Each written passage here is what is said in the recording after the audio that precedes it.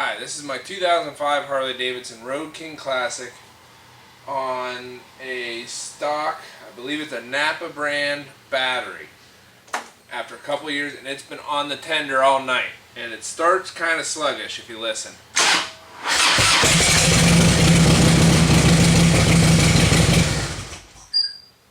Yeah, the battery needs some work. So what I got is one of the new X-rated batteries I found on Amazon. Supposed to be, this battery originally was probably about 400 cold cranking amps. It's since fallen off of that. That new battery is supposed to be like 600. I want to see if it'll breathe a little bit new life into this beast.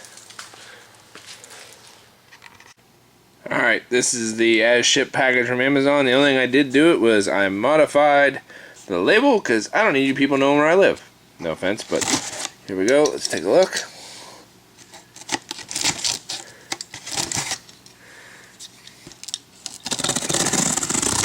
Oop, that really didn't cut very well. That's more my fault than the boxes, though. And then we got this. We got an owner's manual, which is basically just this card. Yeah, only use it for lighting and batterying and stuff like that. And not much else to it.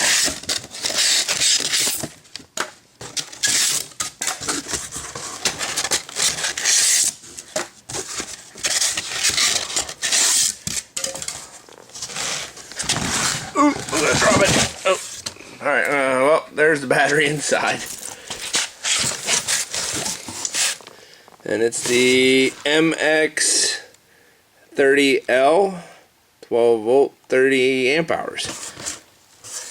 And it supposedly came with the screws. Well, I haven't seen them yet. Let me see. I'll have to put this down and see if it's in the box. Alright, we're back. That was out of the box now. And there it is. And we're going to get it in a bike. I'm not going to bore you a whole bunch of the details of it. I'll just show you how it fits. Now time to get that seat off and get out the battery. Well, after a few minutes of wrenching, you're left with a hole in the center of your bike. But you got the battery out. And I thought this battery looked kind of large. But lo and behold, the one I took out ain't any smaller. But I don't see any notable differences from the placement of focus. There you go. The placement of the screw holes to the between the X-rated new battery and the Extreme Magna Power Sport battery. They're both AGM batteries. That's another thing. But this right here, 400 CCA, this one's supposed to be 600. Doesn't say it on it, but it's supposed to be 600. So let's get her done, get her in, and get her on the way.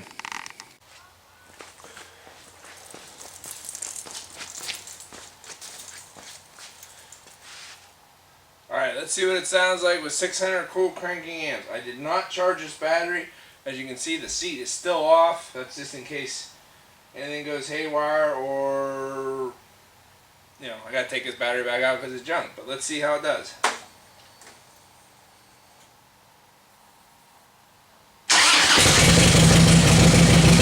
Wow!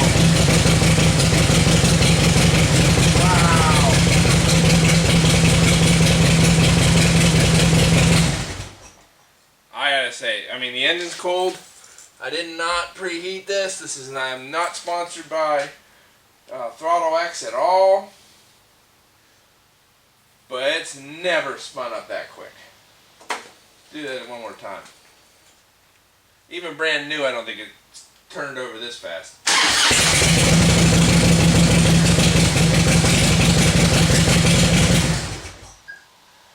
And for those of you who are going to be negative Nancy's, I do have, I don't know if some of you might have caught it in the video, but there is an extension cord right here that runs over to this battery tender. It is 6 volts. I kept both of them that same way. And yeah, that battery was like, I'd say like $30 to $40 more expensive than most other AGM batteries for this motorcycle, but daggone, I would buy it again. Just for that. I mean, I hope it lasts.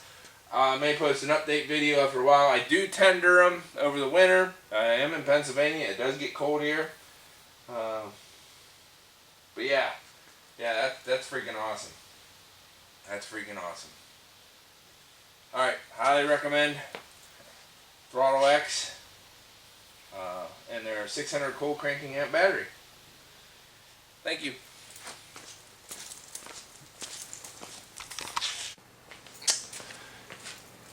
So, for those of you who are worried about a 600 cold cranking amp battery might affect your starter or the electrical components in your vehicle, motorcycle, whatever, keep in mind, cold cranking amperage capacity doesn't change the voltage of the battery. It changes. The only thing is that it can provide more amps to start or to supply to whatever draw is being put on it. Your starter, in this instance, being the draw.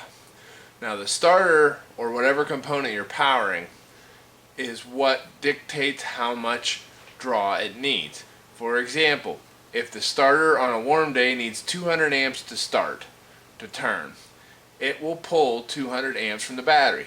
If the battery has 600 cold cranking amps, that's under a certain temperature, I believe, set by the government probably, it has it to supply it. It gives it to that starter for that starter to run at a peak performance. If the starter is trying to pull 200 amps, and the battery only holds 150, that's why you get a slow crank. I'm throwing numbers out here because I didn't actually measure what the amperage was out of either battery before or after. But mostly it's voltage, and that is what affects components. So if you throw the wrong voltage or the wrong amperage or wrong voltage down your system, for example, if you take a 6-volt system and throw a 12-volt battery on it, you will cause damage. If you try to run too much amperage through a piece of machinery that's not, or a wire that's not set up for it, that's fine. But whenever it comes to your battery is only going to be drawn from the components for whatever they feel it's worth. For example, the starter on this motorcycle is already set up to draw 400 cold cranking amps. Where I could run into trouble is if I put a high hot starter on it and it drew too much and burn up the wires. So your reserve supply doesn't matter. It's what it is, i.e. 12, 6 volts, 24 volts if you're military, or